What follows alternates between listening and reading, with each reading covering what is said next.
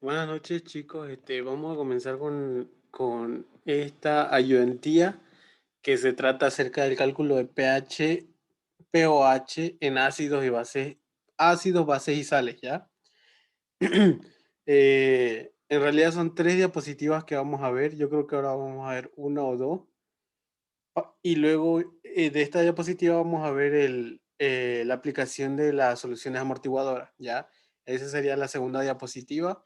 Y la tercera sería entrar al equilibrio heterogéneo, ¿ya? Donde se ve el equilibrio dinámico que hay en sustancias, en sistemas de equilibrio donde existen sustancias poco solubles, ¿ya? Entonces, esto es lo primero que vamos a ver, que se trata acerca del equilibrio genio, ¿ya?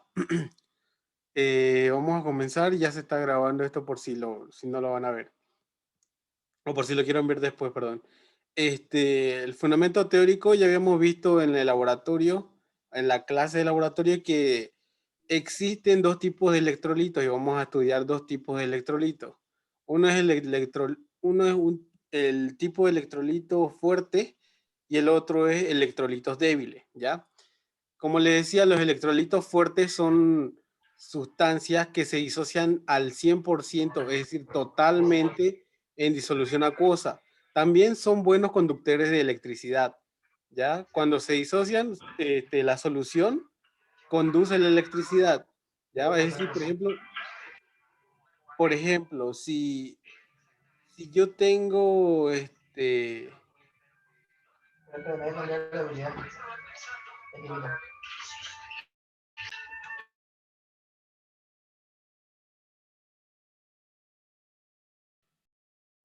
bueno, como les decía, perdón, eh, se disocian al 100%, conducen la electricidad, las soluciones que están compuestas por los electrolitos fuertes son buenos conductores de electricidad. La reacción de ionización ocurre en un solo sentido, ¿ya? Es decir, que son reacciones irreversibles. Eso lo hemos visto también. Sin embargo, los electrolitos débiles son todo lo contrario. Se disocian en pequeño grado, muy poco. Es decir, si yo tengo 100 gramos de un electrolito débil y yo lo quiero disolver en agua, obviamente se va a disolver todo, pero 5 gramos, por decir, de los 100 se van a disociar en iones, ¿ya? En sus iones.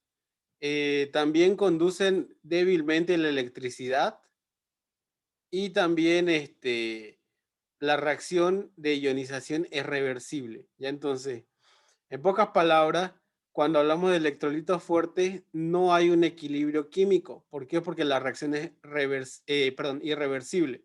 Sin embargo, cuando estamos hablando de soluciones preparadas con electrolitos débiles, ahí es donde vamos a ver el equilibrio dinámico, el equilibrio químico, ¿ya? Y es ahí donde vamos a utilizar las constantes de acidez y constantes de basicidad, o también las constantes de hidrólisis, ¿ya? Bueno, aquí ya habíamos visto también en un laboratorio que aquí está las tablas que vamos a utilizar nosotros para el cálculo del pH y el pOH y también para el cálculo de la constante de hidrólisis, ¿ya? Como pueden ver, las sustancias que dicen constante de acidez o constante de basicidad muy grande significa que son electrolitos fuertes. Por lo tanto, el cálculo de pH va a estar más simplificado, porque como sabemos que se van a disociar totalmente, es decir, si yo tengo, por ejemplo, ácido perclórico, que es este de acá que está aquí, yo creo que se puede ver, ¿no ve el ratón? Yo creo que sí. Como ven, el ácido perclórico tiene una constante de acidez muy grande, por lo tanto, significa que es un electrolito fuerte y los electrolitos fuertes se disocian al 100%. ¿Eso qué quiere decir? Que si yo tengo un problema, ácido perclórico 1 molar, por decirlo así, significa que se va a disociar totalmente en iones perclorato y en iones hidrógeno. Y como era 1 molar, por lo tanto la concentración de iones hidrógeno, como es al 100% la disociación, también va a ser 1 molar, ¿ya? Y más adelante vamos a ver cómo se calcula el pH, que yo creo que ya lo saben ustedes, que con la fórmula de menos logaritmo de concentración de molar de iones de hidrógeno, ¿no ve? Entonces, el cálculo del pH se simplifica muy rápidamente cuando trabajamos con electrolitos fuertes. Sin embargo, si tratamos con electrolitos débiles, ya tenemos que nosotros realizar nuestro equilibrio químico, ¿ya? Bueno, aquí te tengo algunas diapositivas de cómo se procede para el cálculo de ácidos y bases fuertes y débiles, ¿ya? Entonces vamos a repasar rapidísimo. Como pueden ver, aquí estamos viendo el cálculo del pH en ácido fuerte, ¿ya? El procedimiento de la resolución de los problemas se simplifica en 4 pasos. Número 1, se debe identificar y cerciorarse que el ácido del problema es un ácido fuerte, ¿ya? ¿Cómo nosotros nos cercioramos que es un ácido fuerte o un ácido débil? Viendo la tabla de las constantes de acidez. El valor de la constante nos dice si es fuerte, un electrolito fuerte o un electrolito débil, ya como pudimos ver en la anterior tabla. Primero es cerciorarse que es un electrolito fuerte. Si estamos hablando de un examen, como por ejemplo cuando estamos con el ingeniero, digamos, en el examen, si es que nos dan el ácido, por ejemplo, ácido perclórico, como vimos, y no nos dan la constante de acidez, es por obvia razón, es porque no se va a utilizar, tiene constante de acidez muy elevada, pero no se utiliza porque es un electrolito fuerte, ¿ya? Bueno, en el segundo punto dice conocer la concentración y si es necesario transformarlas a unidad de la molaridad, ¿ya? Tercer paso, reemplazar la concentración molar del ácido en la siguiente fórmula. Ustedes ya conocen esta fórmula que es pH va a ser igual a menos logaritmo de concentración molar de iones de hidrógeno, ¿ya? Entonces, lo reemplazamos y cuarto, el valor de pH debe estar contemplado entre 0 y 14. Si el resultado es negativo o es mayor a 14, no es necesario utilizar la definición de pH para esa solución o para esa sustancia, ¿ya? Porque es más que obvio que hay sustancias que tienen pH mayor, perdón, sustancias ácidas que tienen pH negativo. Y ya habíamos dicho también en el primer laboratorio que, bueno, en el segundo, perdón, que el objetivo de utilizar el pH es para, de alguna forma, minimizar o manipular más fácilmente las concentraciones de iones de hidrógeno, que pueden estar en un amplio espectro que habíamos dicho, ¿no ve? Pueden estar en concentraciones muy bajas como también altas, ¿ya? Entonces, este es el procedimiento cuando trabajamos con ácido fuerte. Es muy sencillo, ¿ya? Sin embargo, aquí tenemos, vamos a pasar la diapositiva, aquí tenemos el procedimiento del cálculo de pH para ácidos débiles, ¿ya? También está paso a paso. El primer paso es identificar y cerciorarse que sea un ácido débil, ¿ya? Y si sabemos que es un ácido débil, tenemos que investigar la constante de acidez de esa sustancia. Estos valores de constante de acidez están tabulados a una temperatura de 25 grados centígrados. Entonces tenemos que investigar o en su defecto el ingeniero nos lo va a dar en el problema. Constante de acidez del ácido acético, constante de acidez del ácido láctico, constante de acidez del ácido fórmico. Así nos lo van a dar en el enunciado. ¿Ya? El segundo paso es conocer la concentración inicial de ese ácido y transformarla a unidades de molaridad. Como vimos, sí o sí tenemos que manipular las concentraciones en unidades de molaridad.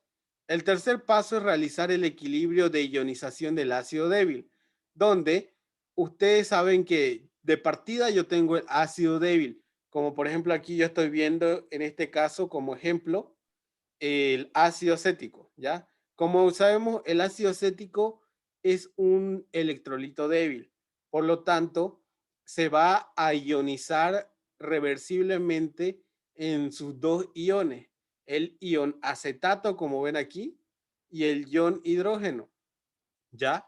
Entonces, inicialmente en un tiempo cero, es decir, en el tiempo de partida donde se preparó ese ácido, la concentración del ácido acético es la inicial.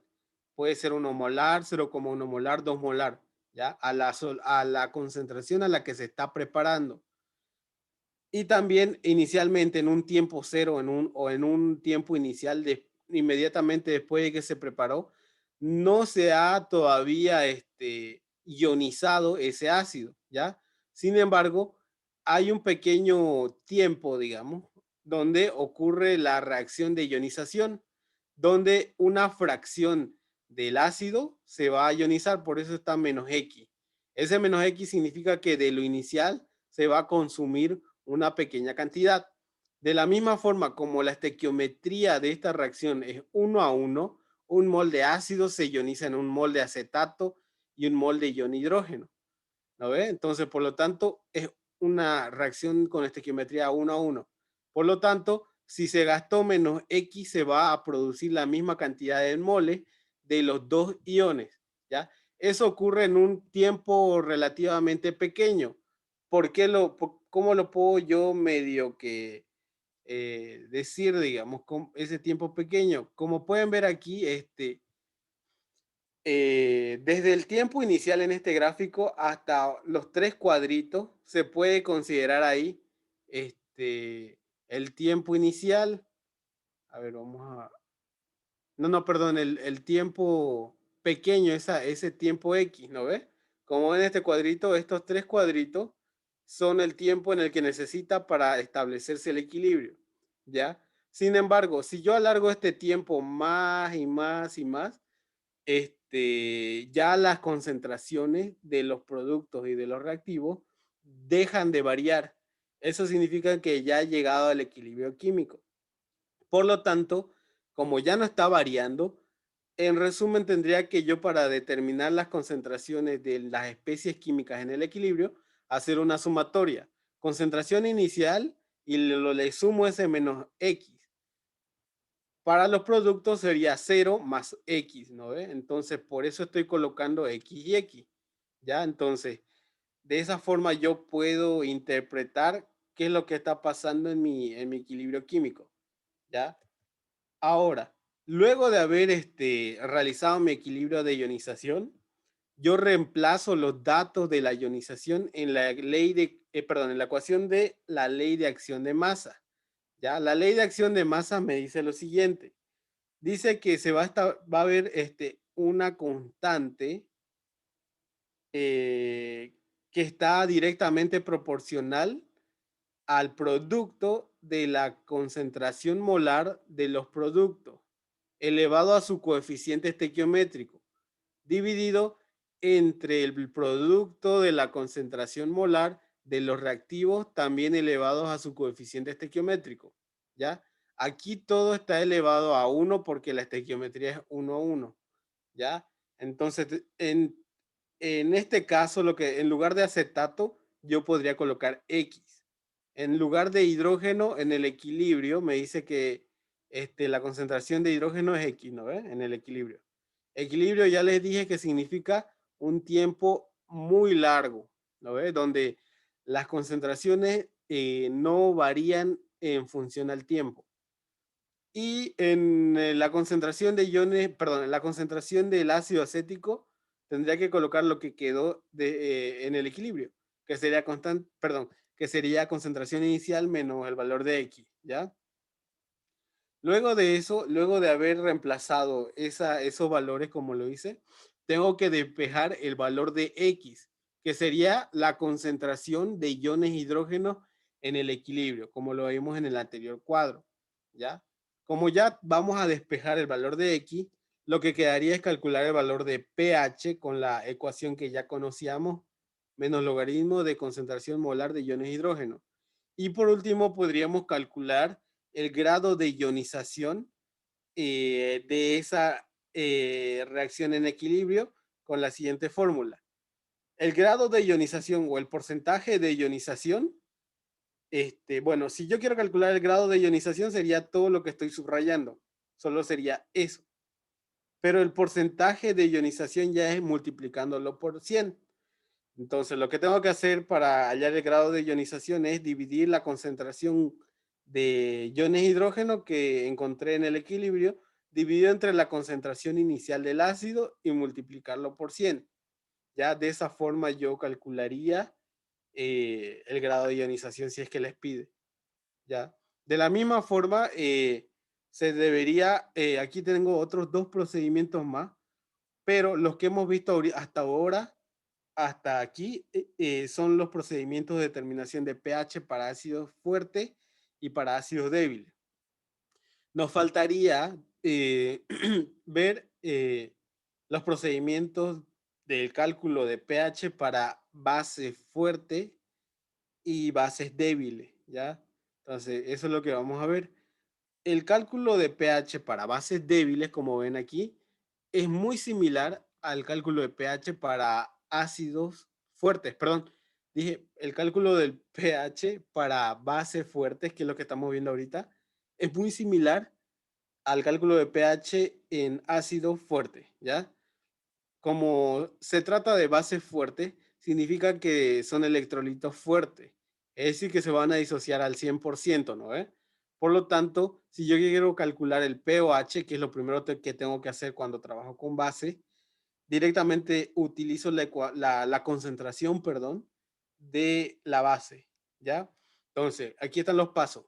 El paso uno es identificar y cerciorarse de que sea una base fuerte. Ya eso los podemos saber por medio de la constante de basicidad, ¿no ve? El paso 2 es conocer la concentración y transformarla a unidades de molaridad. Si en los datos, en el problema, el ingeniero nos da la concentración en molar, entonces ya omito ese paso, porque ya está en molar.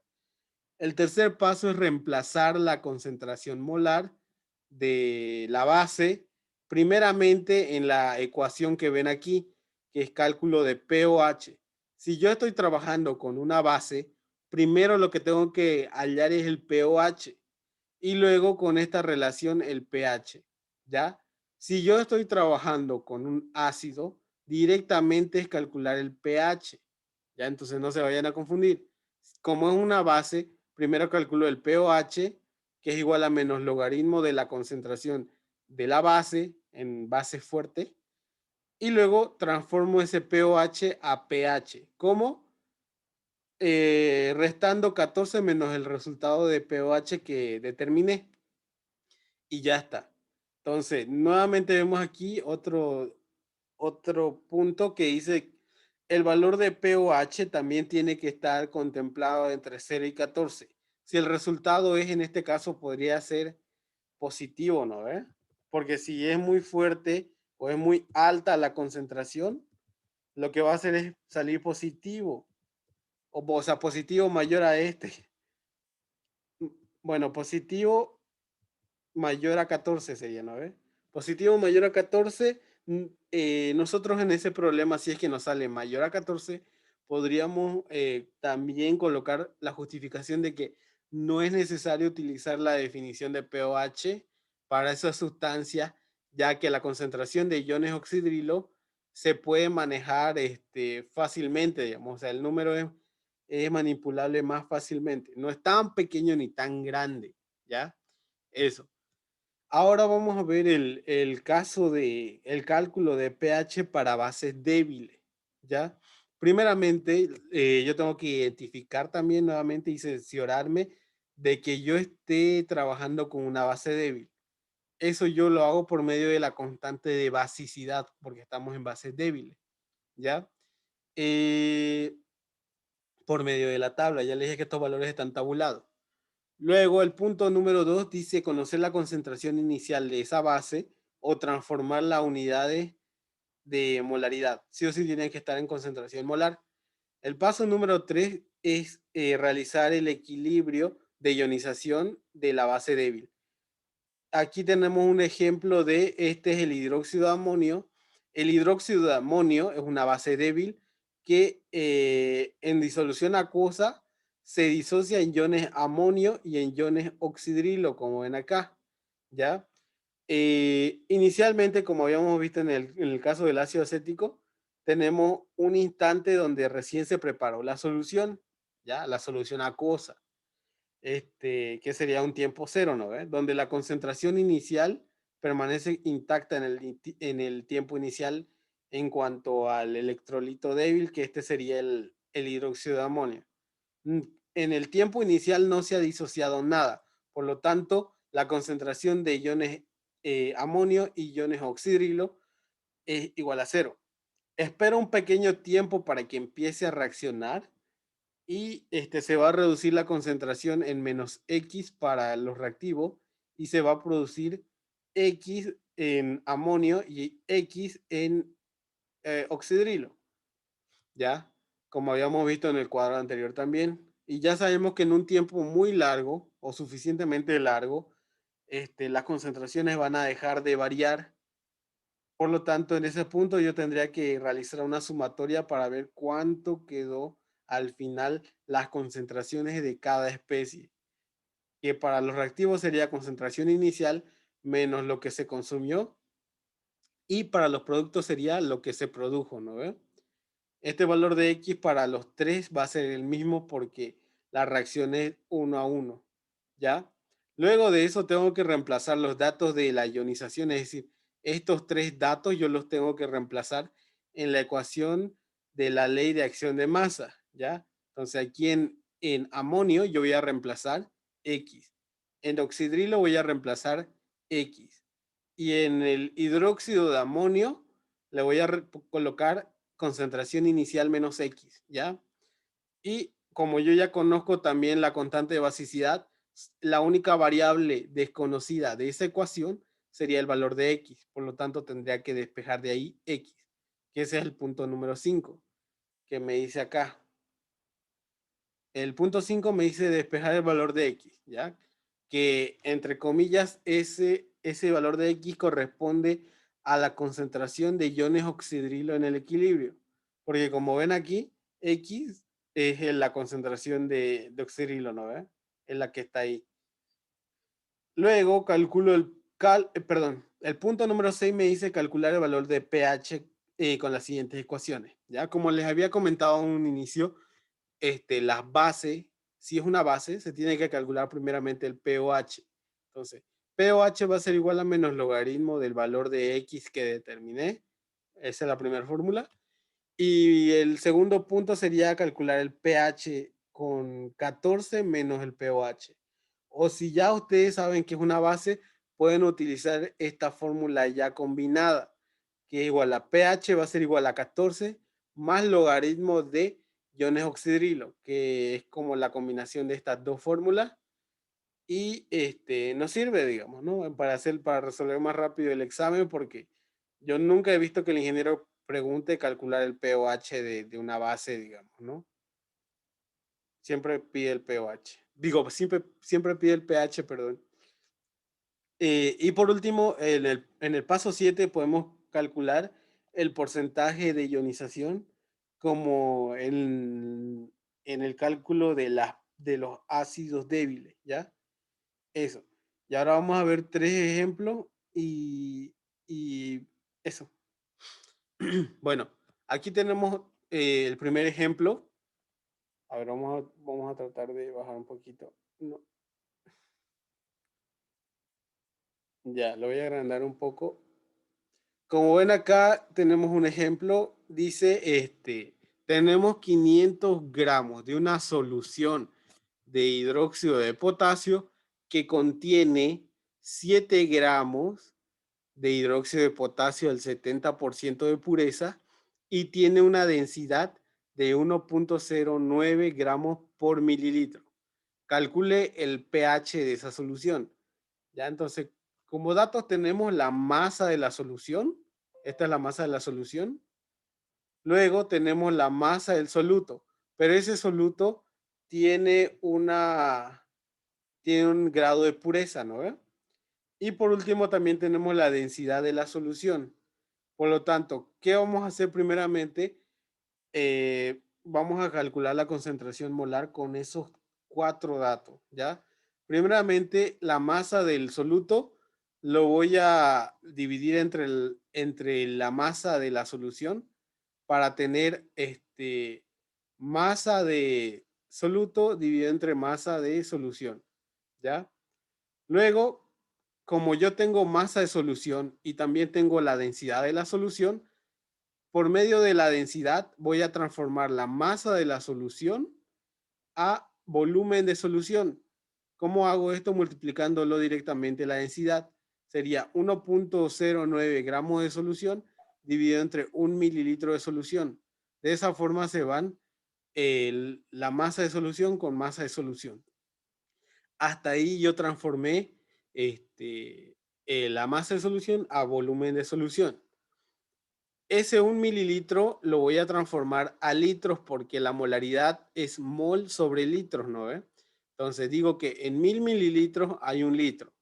Hasta aquí yo lo que hice es transformar el volumen de la solución, ¿ya?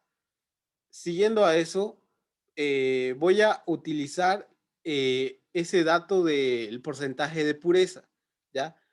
Inicialmente yo tenía esos 7 gramos, ¿ya? Pero esos 7 gramos son de hidróxido de potasio impuro. Por lo tanto, yo voy a hacer regla de 3 simple y digo, si en esos 7 gramos es el 100%, digamos, ¿cuánto será el 70%?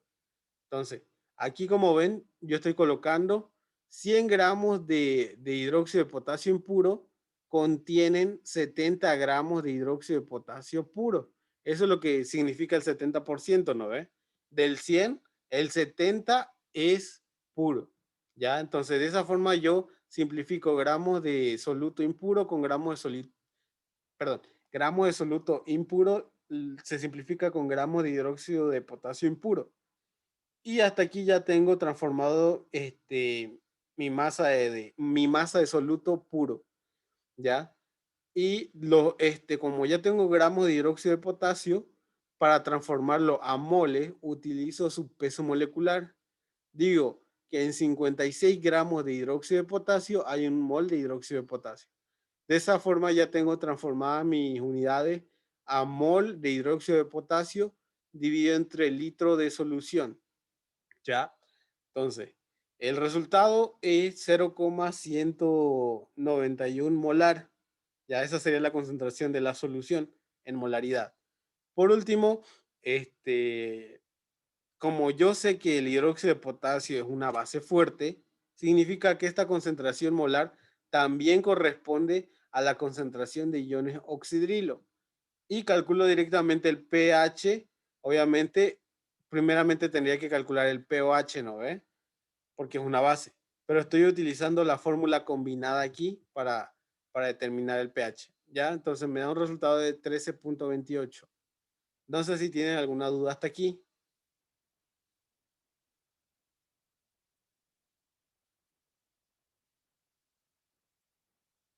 Bueno, como no tienen duda, voy a seguir con el siguiente problema, que es el que está ahí, ahí abajo. Dice, calcular el pH y el pOH de una solución de ácido cianhídrico. Ya, este HCN es ácido cianhídrico, 0,191 molar, siendo la constante de acidez 4 por 10 a la menos 10. Ya, entonces en un examen normal así se le da a los problemas, el enunciado. Como ya me está dando la constante de acidez, eso significa que es una base débil. Además que estamos viendo 4 por 10 a la menos 10. Es muy pequeña esa constante de acidez. Por lo tanto, es muy débil ese ácido, el ácido cianhídrico. Ya como lo decía, ya nos cercioramos de que es un ácido débil. Ese era el primer paso. El segundo paso era transformar la concentración a unidades de molaridad. Ya está en unidades de molaridad. El tercer paso, ¿cuál era? Era realizar el análisis estequiométrico, ¿no? Entonces ya estamos aquí disociando el ácido cianhídrico en sus iones. Estamos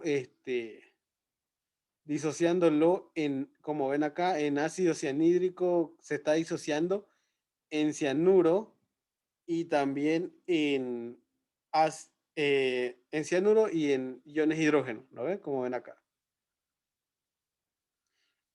Bueno, en un tiempo inicial, en un tiempo de partida, inicialmente está la concentración 0,191 para el ácido cianhídrico. No se ha disociado nada inicialmente en un tiempo cero de cianuro ni iones hidrógeno. En un tiempo pequeño, que sería el tiempo de estos tres cuadritos, 1, 2, 3 cuadritos, se reduce la concentración del ácido cianhídrico. y se produce la misma cantidad en iones cianuro y en iones hidrógeno, como ven acá, ya como les expliqué también en el procedimiento. Y a partir del tercer cuadrito ya llegamos al equilibrio, que ese sería ya en un tiempo suficientemente largo o grande. Se tomaría en cuenta la sumatoria de las concentraciones, que sería 0,191 menos X para el ácido cianhídrico, X para el cianuro y X para el iones hidrógeno. ¿Ya? Entonces, lo reemplazamos eso en la ley de acción de masa, que obviamente ya saben, constante de acidez va a ser igual a los productos de la ionización ácida dividido entre la concentración del ácido débil, ¿no ve? Entonces reemplazo ahí todos los valores que yo tengo. La constante de acidez ya sabemos que es 4 por 10 a la menos 10. En cuanto al cianuro y los iones de hidrógeno, reemplazo como X, como está en el tiempo infinito de mi equilibrio químico. Y en la concentración del ácido cianhídrico coloco la concentración en el equilibrio del ácido cianhídrico, que sería 0,191 menos X, ¿no ve? Entonces, como en esta ecuación la única variable desconocida es X, yo tengo que despejar de algún modo ese valor, ya ese valor de X. Pero existe algo que se llama el criterio de eliminación de menos X, ya que ahorita lo vamos a ver. ¿En qué consiste este criterio de eliminación de menos X que estoy marcando aquí ahorita?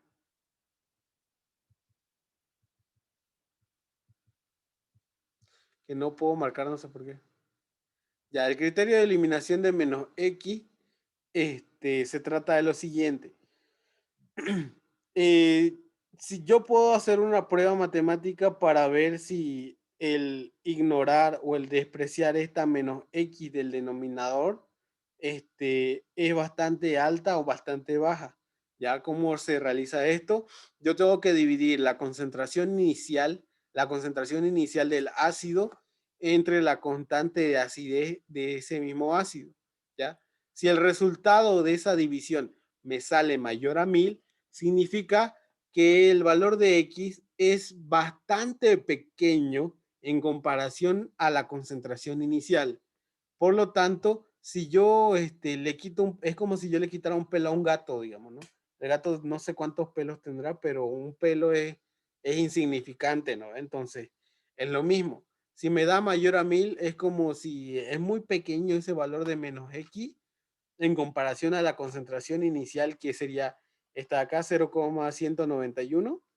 Por lo tanto, si yo asumo que esto es igual a cero en el denominador, no va a haber mucho grado de error, ¿ya?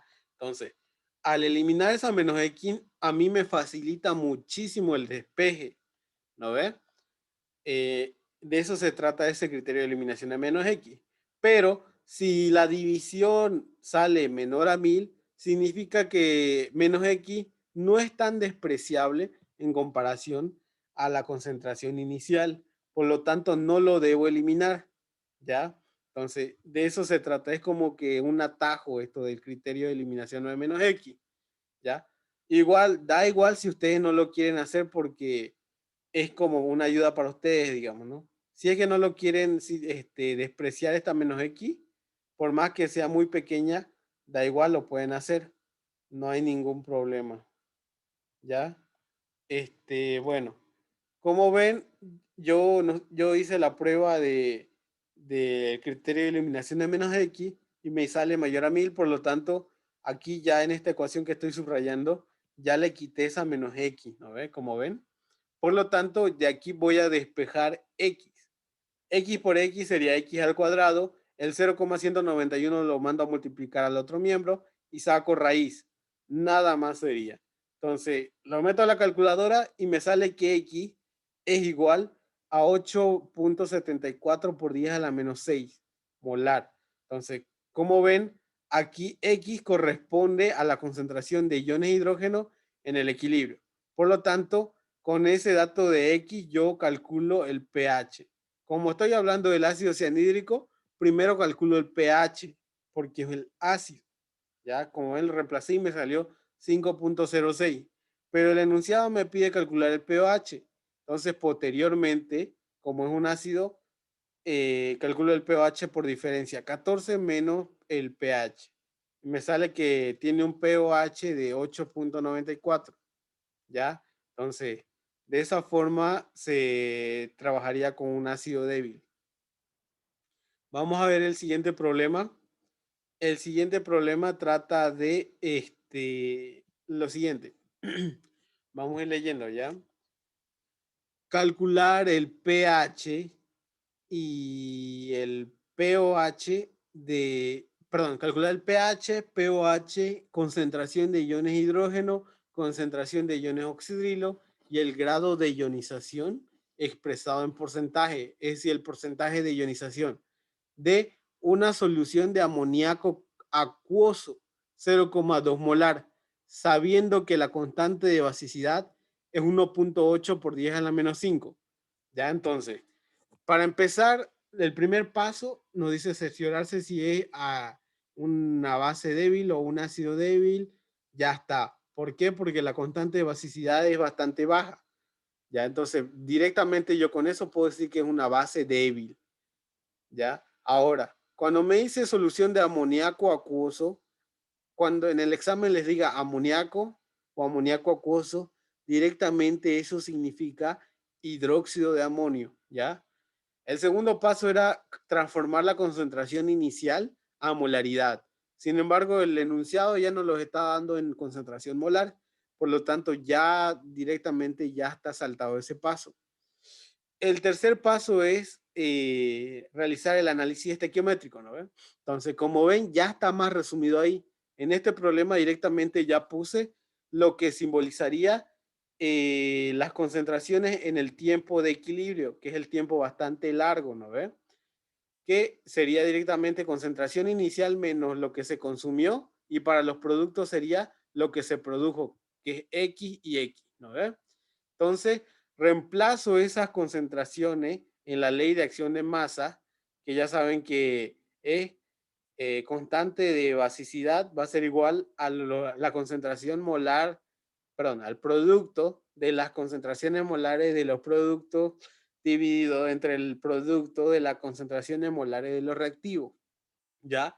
Entonces, en esta ecuación de la ley de acción de masa, reemplazo ¿cómo se llama? Las concentraciones en el equilibrio, que sería X para el amonio, X para el oxidrilo y 0,2 menos X para el hidróxido de amonio. ¿Ya? Chicos, ahorita, como pueden ver, queda menos de un minuto. Entonces voy a dejar de transmitir y vamos a volver por el mismo link, ya para continuar. Entonces lo voy a finalizar, entren por el mismo link.